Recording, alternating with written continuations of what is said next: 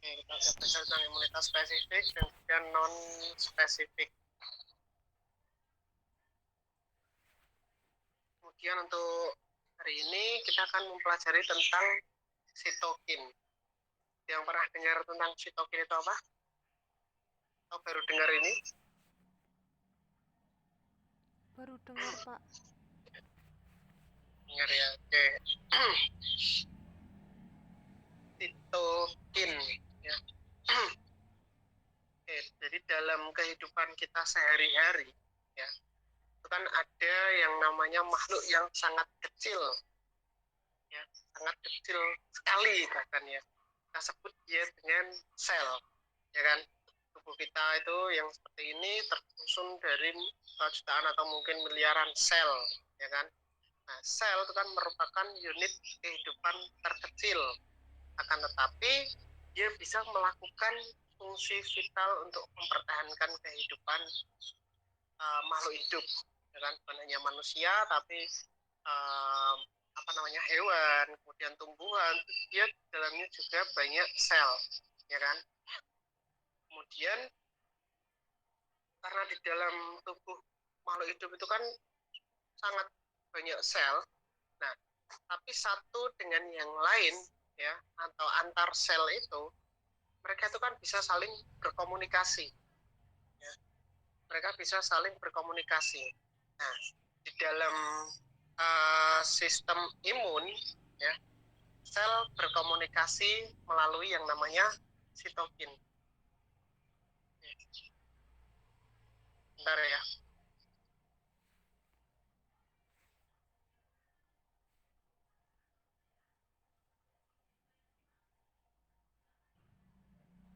Oke. Jadi antar sel itu kan bisa berkomunikasi ya. Nah, akan tetapi komunikasinya mereka kan tentu berbeda dengan cara komunikasi kita, ya kan? Nah, di dalam sistem imun, ya, sel itu berkomunikasi melalui yang namanya sitokin.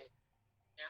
Sitokin itu sangat penting untuk digunakan sebagai media komunikasi antar sel ya, antara satu sel dengan sel yang lain. Nah, sitokin sendiri itu apa sih? Sitokin yaitu sebenarnya tersusun dari yang namanya protein. Protein dia termasuk protein yang kecil dengan berat molekul yang rendah ya, dengan masa hidupnya yang singkat ya. Dia dilepas oleh satu sel untuk mengatur fungsi sel lainnya. Jadi ketika satu sel melepaskan yang namanya sitokin, sitokin itu akan berpengaruh terhadap sel yang lain yang memberikan perintah ya. Jadi bisa dikatakan sitokin ini mengatur sifat, kemudian intensitas, dan juga lama dari respon imun melalui efeknya terhadap limfosit dan sel lainnya. Jadi misalkan ada satu sel melepaskan yang namanya sitokin, kemudian diterima oleh yang namanya limfosit. Nah, limfosit ini baru dia akan mulai bekerja setelah dia mendapatkan perintah. Ya.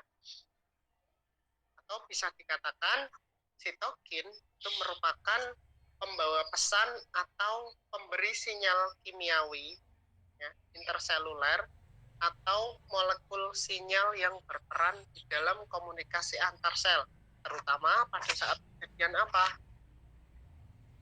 Biasanya pada saat kejadian inflamasi ya, peradangan, kemudian pada saat infeksi, biasanya infeksi dan inflamasi ini hampir bersamaan ya. Ada infeksi maka timbul inflamasi. Inflamasi biasanya disebabkan karena adanya infeksi, dan juga jika ada trauma ya, entah itu trauma benda tumpul ataupun trauma benda tajam ya, juga membantu komunikasi antar sel dalam respon imun spesifik dan non spesifik. Ini yang telah kita pelajari 1-2 minggu yang lalu ya. Jadi sitokin ini berperan dalam imunitas spesifik dan non spesifik.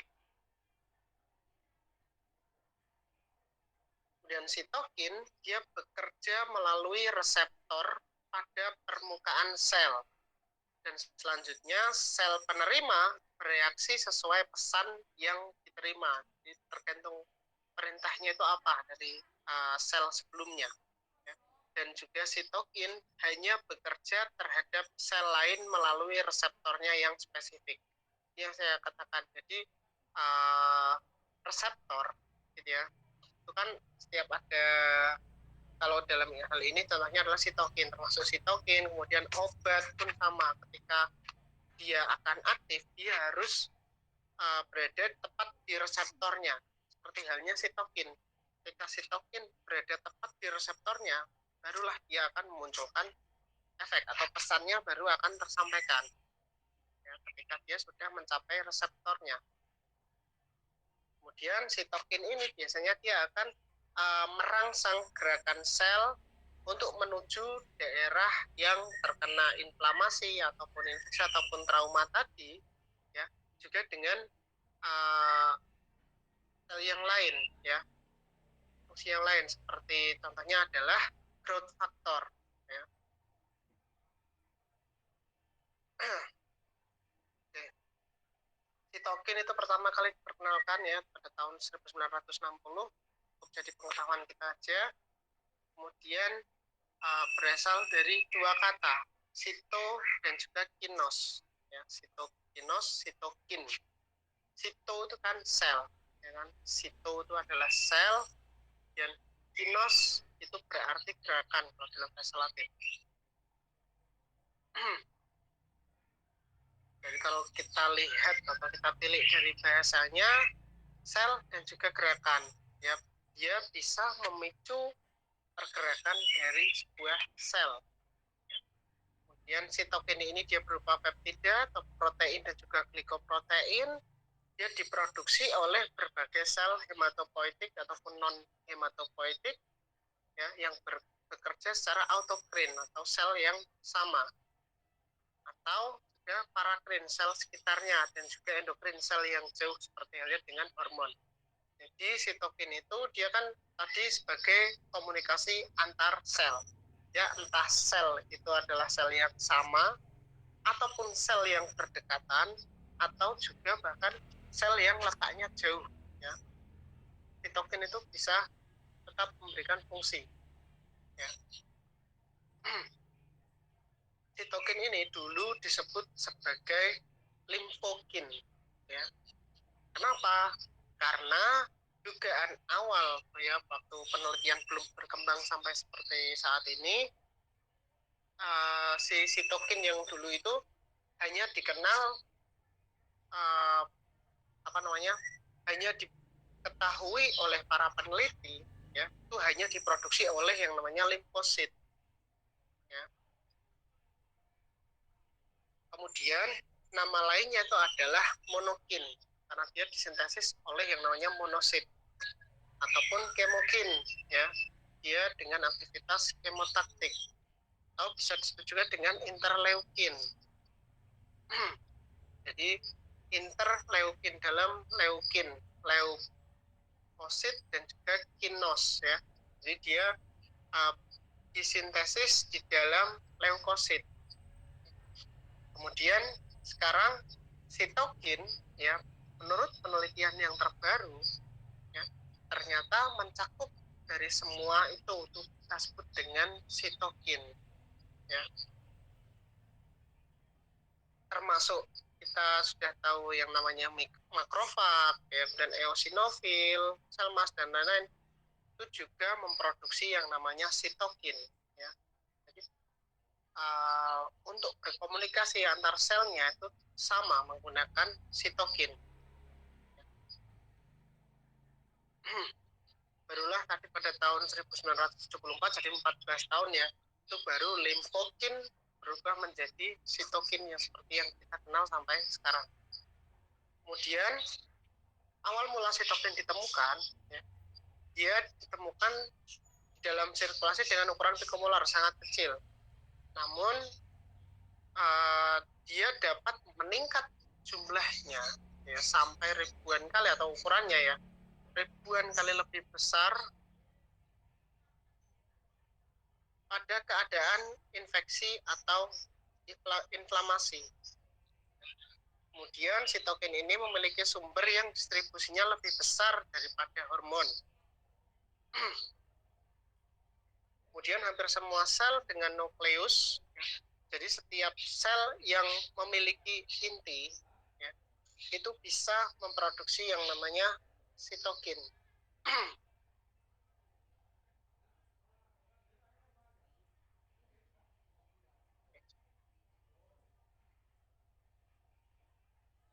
Bentar.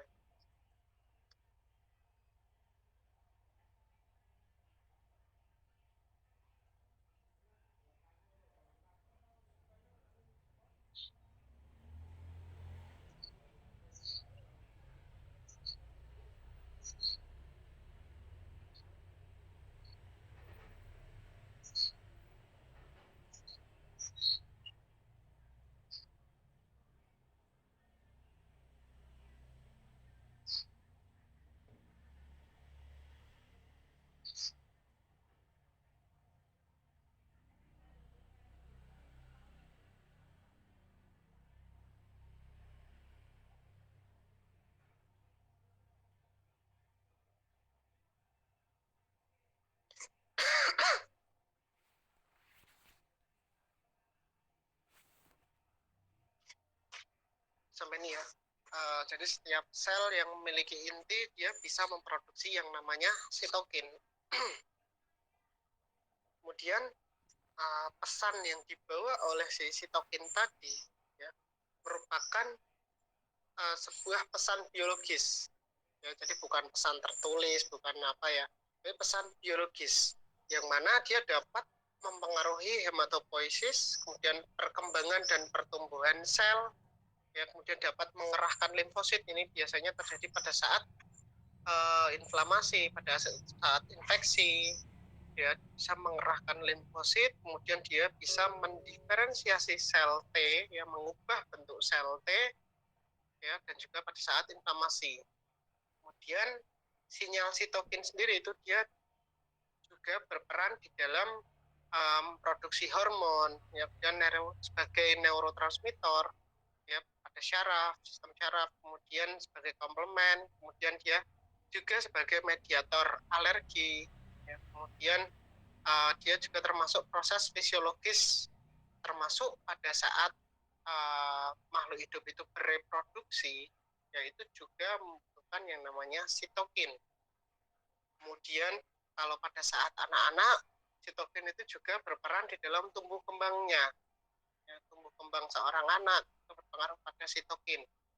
Kemudian terutama pada saat penyembuhan cedera. Nah, tadi kan di awal sudah kita ketahui kalau sitokin dia akan terangsang produksinya ketika ada infeksi, inflamasi, kemudian trauma ya.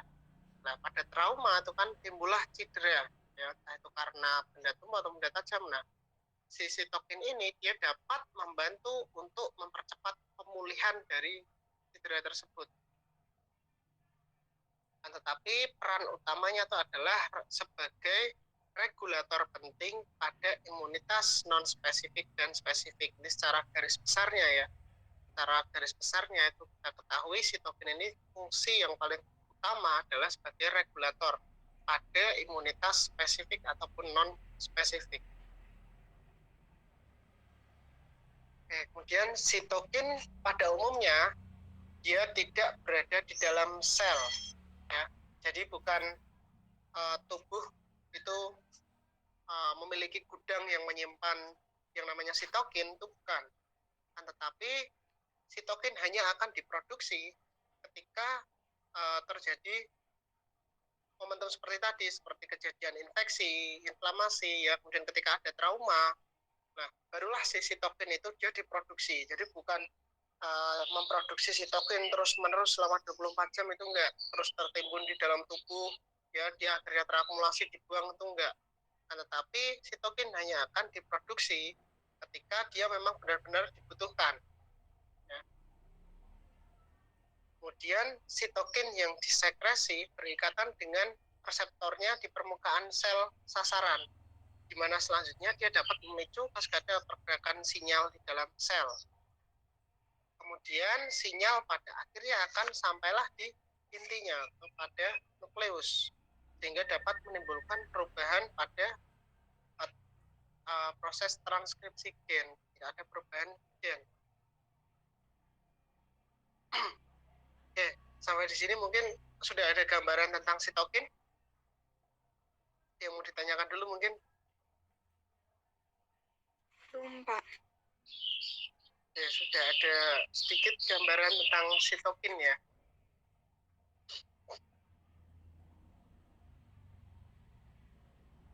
Oke, kemudian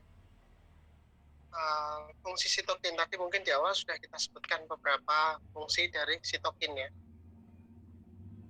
Fungsi lain dari sitokin, dia juga bisa digunakan untuk menentukan kemampuan imunitas dari seseorang ya, atau imunokompetensi dari seseorang. Ya, kemampuan imunitas itu bisa diukur berdasarkan si sitokin ini. Kenapa? Karena sitokin dia mempengaruhi setiap proses biologis seperti pada perkembangan embrio, perkembangan sel ya. Kemudian pada patogenesis penyakit, jadi awal mula dari penyakit, kemudian reaksi non spesifik terhadap infeksi. Jadi ketika ada infeksi, kemudian proses awal dari tubuh untuk memunculkan sistem imun itu kan reaksi non spesifik ya. Nah, si sitokin itu berperan di situ ya. Kemudian respon spesifik terhadap antigen ketika si antigen sudah benar-benar masuk, sudah diketahui lah, sitokin juga berfungsi di sana. Jadi selain berperan di dalam imunitas non spesifik, juga di dalam imunitas spesifik. Kemudian juga dapat memberikan perubahan fungsi kognitif ya, dan juga proses degeneratif atau proses penuaan ya. Kemudian sitokin juga berperan di dalam diferensiasi sel punca atau perubahan ya, memberikan perubahan pada sel punca sel hidup ya. Kemudian untuk penolakan transplant juga dia berfungsi di sana. Kemudian untuk pengobatan kanker ya, pengobatan kanker ya, mungkin kita sekarang ketahui ada yang namanya kita ambil stem cell ya kan, dari sel induk kita ambil, itu katanya bisa berfungsi sebagai anti kanker ya, yang pengobatan terbaru. Nah, si sitokin itu kan juga berperan di sana ya. Jadi ketika stem cell itu diambil ya, yang katanya ada di sel induk itu, kemudian bisa digunakan sebagai anti kanker. Kemudian dapat juga menyebabkan kelainan defisiensi imun ataupun penyakit imun.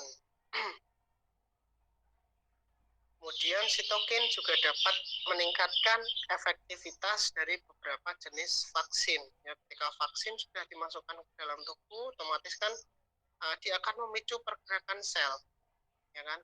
Nah, setelah memicu pergerakan sel itu, sitokin akan disintesis atau akan diproduksi. Kemudian dia akan bergerak untuk melanjutkan pada proses berikutnya. Dia dapat memberikan peningkatan efektivitas dari vaksin.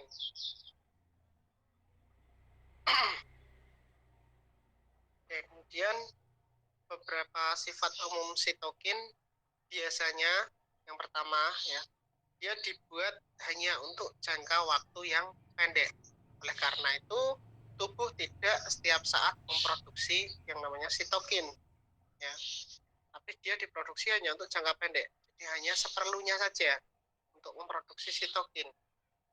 Kemudian sering berfungsi multiple atau fungsinya banyak ya, tidak spesifik satu fungsinya, tapi fungsinya sangat banyak.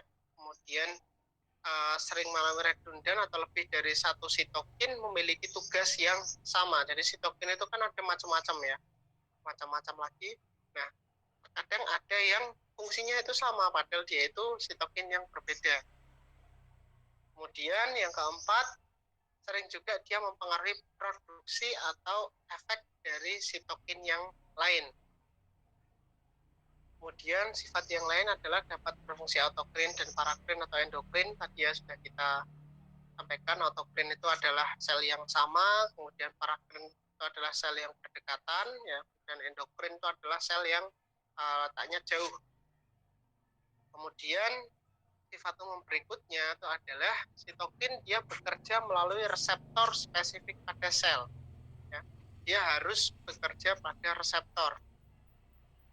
Kemudian yang ketujuh, dia dapat tergantung dari sinyal.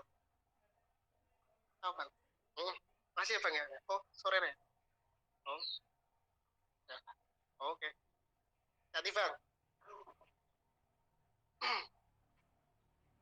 Oke, kemudian dia dapat tergantung dari sinyal atau dari reseptor. Ya, kemudian dia dapat menimbulkan juga perubahan dalam ekspresi gen dan fungsi baru sel sasaran. Kemudian efek untuk si sitokin itu biasanya dia itu kan efeknya tergantung pada reseptor, ya kan, tergantung kepada perintahnya apa. Ya, oleh karena itu dia biasanya diatur dengan ketat, pertama pada saat induksi gen atau memberikan sinyal inhibitor. Jadi ketika memberikan sinyal-sinyal yang sifatnya adalah menghambat, ya, misalkan dia fungsinya sitokin itu adalah menghambat pertumbuhan sel kanker misalkan. Nah, dia memberikan sinyal untuk melakukan proses inhibitor atau menghambat pertumbuhan tersebut. Itu. Kemudian berikutnya ciri dari sitokin. Sitokin kita ketahui dia terdiri atau tersusun dari protein, ya, protein polipeptida, ya, yang mana dia sebagai respon terhadap rangsang mikroba dan juga antigen lain. Dan juga dia berperan sebagai mediator pada reaksi imun dan juga inflamasi. Ya, jadi sebelum terjadi reaksi imun, ya, dan juga sebelum terjadi proses yang namanya inflamasi atau peradangan, itu sitokin harus berperan dulu, ya, sebagai mediatornya, sebagai perantaranya. Ya. Jadi sebelum sampai pada tahap imunitas itu bekerja, itu harus melalui mediator yang namanya sitokin terlebih dahulu. Kemudian sitokin itu biasanya disekresi yang dalam waktu yang singkat, ya, dan juga tidak disimpan sebagai molekul preform. Maksudnya molekul preform itu adalah kalau misalkan di dalam seperti jamu gitu ya, itu kan ada yang namanya bahan mentahnya, ya kan. Nah, sitokin itu tidak ada bahan mentahnya, dia otomatis diproduksi langsung matang sebagai sitokin. Ya. Jadi dia tidak diproduksi kemudian ditimbun terlebih dahulu, itu enggak. Kemudian juga tidak diproduksi molekul preformnya. Jadi bahan-bahan mentahnya itu diproduksi itu juga enggak. Jadi dia benar-benar diproduksi ketika momentum dia benar-benar dibutuhkan, barulah dia diproduksi sitokin itu dan langsung matang dan bisa langsung memberikan efek. Ya. Kemudian sitokin ini, ya, juga dapat bekerja terhadap berbagai jenis sel yang menimbulkan berbagai macam efek. Atau efeknya itu dia bisa dikatakan banyak ya fungsinya dari sitokin itu. Kemudian redundan tadi kita sudah bahas, kalau dia dapat menunjukkan efek yang sama. Jadi walaupun berbeda jenis sitokin, tapi dia memberikan efek yang sama. Dan oleh karena itu, efek antagonis satu sitokin tidak akan menunjukkan hasil nyata karena ada kompensasi dari sitokin yang lain. Jadi ketika ada sitokin yang satu dengan sitokin yang lain, mungkin dia sifatnya berlawanan, ya, itu tidak akan memberikan efek yang signifikan, ya. Karena kenapa? Karena ada yang namanya kompensasi jadi masih ada sitokin yang lain. Jadi meskipun sitokin A dan sitokin B dia sifatnya antagonis, ya, atau berlawanan, itu kan masih ada sitokin yang lain, ya, yang akan menimbulkan efek. Kemudian sitokin juga sering berpengaruh terhadap sintesis atau efek dari sitokin yang lain, ya. Dan juga efek sitokin ini dia dapat memberikan efek lokal ataupun sistemik. Jadi dia bisa hanya setempat, bisa juga dia secara sistemik keseluruhan. Kenapa? Ya karena tadi autokrin, parakrin, ya, dan endokrin, ya, walaupun dia antar selnya itu jauh, ya, tapi dengan adanya sitokin itu jadi bisa juga menimbulkan efek. Ya, makanya dari itu sitokin itu dapat memberikan efek lokal setempat ataupun sistemik terjadi keseluruhan. Kemudian sinyal luar mengatur ekspresi reseptor sitokin atau respon sel terhadap sitokin.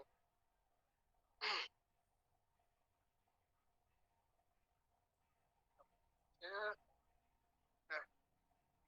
kalau tadi adalah ciri dari sitokin, ini adalah sifat yang umum dari sitokin, sifat yang bisa kita ketahui. Yang pertama, masa paruhnya atau mungkin masa hidupnya bisa kita katakan ya, masa hidupnya itu singkat, ya, karena dia hanya diproduksi atau disintesis dan bekerja atau memberikan efek pada saat dibutuhkan saja, maka masa paruhnya itu singkat, masa hidupnya singkat. Kemudian yang kedua, dia itu cepat terurai, ya, sebagai metode regulasi sehingga sulit diukur di dalam sirkulasi. Jadi ketika sitokin itu dia diproduksi, ya, dan dia terurai menjadi sitokin lain yang lebih kecil, ya, kemudian sampai pada reseptor, ya, itu tidak bisa, hampir tidak bisa kita ketahui atau tidak bisa diukur. Karena kenapa? Karena tadi penguraian cepat dan juga dia memberikan efeknya yang cepat juga.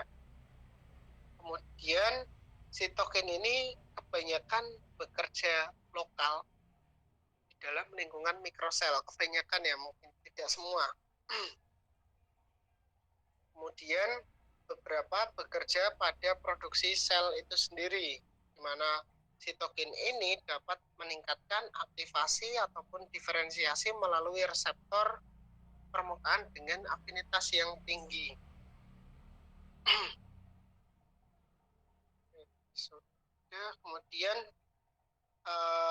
efek biologis dari sitokin, dia dapat mempengaruhi organ multiple dalam tubuh.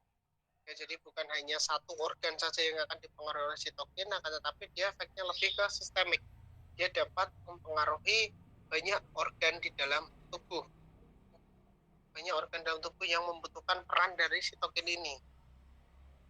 Kemudian kebanyakan juga menunjukkan fungsi biologis yang tumpang tindih. Jadi kalau tadi dikatakan sebagai antagonis, jadi antara sitokin yang satu dengan yang lain itu sifatnya antagonis. Karena alasan inilah sasaran terapeutik sitokin tertentu sering gagal. Memang tidak terlalu signifikan ya antagonisme yang muncul dari sitokin satu dengan sitokin yang lain, ya, kan, tetapi dia juga dapat menimbulkan peluang juga untuk terjadinya kegagalan efek dari terapeutik. Oke. Nah, di sini ada yang mau ditanyakan dulu tentang ciri dan juga sifat umum dari sitokin.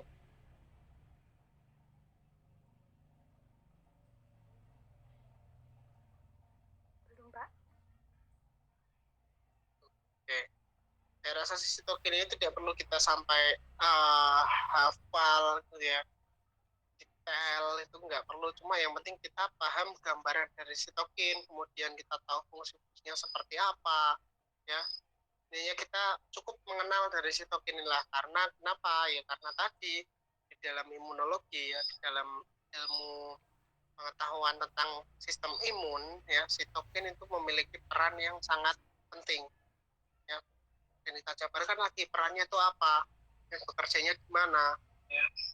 Kita jabarkan terus-menerus sampai kita mendapatkan gambaran yang lengkap tentang sitokin. Sudah cukup, tidak perlu kita sampai menghafalkannya. Kemudian tadi saya sudah sempat singgung bahwa sitokin itu ada berbagai macam. Ya. Sitokin ada yang namanya adalah interleukin, ya, tadi yang sintesis oleh leukosit. Kemudian ada TNF, ya. Kemudian ada kemokin dan interferon atau INF. Kemudian growth factor tadi juga sudah ada. Kemudian ada lagi namanya adipositokin dan juga limfotoksin. adalah berbagai macam jenis dari sitokin.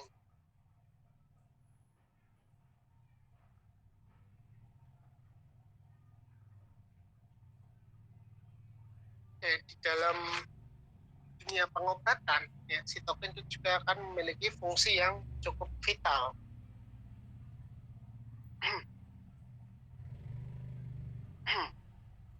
Ya, di dalam peran sebagai fungsi biologis, ya, sitokin dia dapat digunakan sebagai pengganti komponen sistem imun, ya, yang imunokompromis atau yang tidak bisa saling bekerja sama antara sel satu dengan sel yang lain, ya, itu bisa dengan menggunakan sitokin, yaitu bisa dapat memberikan efek antara sel yang tidak bisa kompromi itu tersebut, ya. Jadi ketika ada sel satu dengan sel yang lain kok dia sifatnya antagonis, ya, kemudian si sitokin ini dia dapat memberikan kerjasama yang baik antar sel karena dia merupakan salah satu media komunikasi, ya, antara satu sel dengan sel yang lain. Kemudian dalam pengobatan, sitokin ini dapat mengerahkan sel-sel yang diperlukan dalam menanggulangi defisiensi imun primer ataupun sekunder. Kemudian sitokin juga dapat merangsang sel sistem imun dalam respon terhadap tumor, ya, tumor kanker tadi yang sudah sempat kita singgung, ya. Kemudian terhadap infeksi bakteri, kemudian terhadap infeksi virus yang dia sampai berlebihan, itu sitokin juga memberikan fungsi di sana. Kemudian sitokin ini dapat diproduksi dan digunakan untuk mengontrol penyakit autoimun. Ya. Dalam presentasi beberapa waktu yang lalu kan sudah ada nggak salah yang mempresentasikan tentang autoimun, ya kan, tentang autoimun. Nah, si sitokin ini fungsinya dia itu adalah mengontrol agar sistem imun atau setelah terjadi autoimun tadi dia tidak terlalu yang pertama mungkin bisa sering menimbulkan efek, ya, akhirnya dikurangi dengan yang namanya sitokin, yang kemudian efeknya mungkin fatal atau sangat berat, dia juga dapat dikurangi oleh namanya sitokin. Kemudian dapat juga sitokin ini berfungsi pada yang namanya alergi, ya. Yang namanya alergi itu kan sebenarnya salah satu mekanisme pertahanan tubuh, ya kan. Jika ada debu masuk, mungkin masuk lewat tubuh itu, kemudian ada yang orang itu sangat alergi terhadap debu misalkan, nah itu dia terus bersin, ya, kemudian apa, nah itu termasuk salah satu mekanisme alami dari tubuh untuk mengeluarkan atau membuang hal tersebut.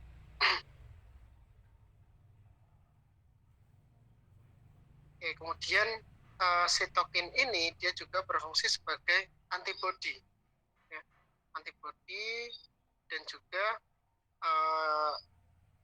ketika sitokin ini dia berfungsi di dalam proses yang namanya antibodi itu kan berperan di dalam proses pemulihan tubuh, entah itu ketika seseorang sedang mengalami infeksi, ya, kemudian inflamasi, intinya ketika ada antigen lain yang masuk ke dalam tubuh, ya, antigen asing yang dapat menimbulkan efek yang kurang baik, ya, untuk tubuh. Nah, si sitokin ini dia dapat mengatur hal tersebut, ya, dia bisa berfungsi sebagai antibodi sehingga akhirnya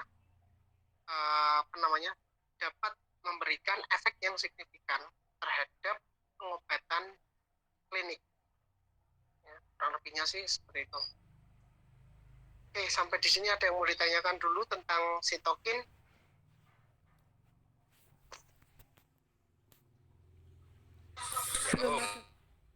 Belum ada Pak.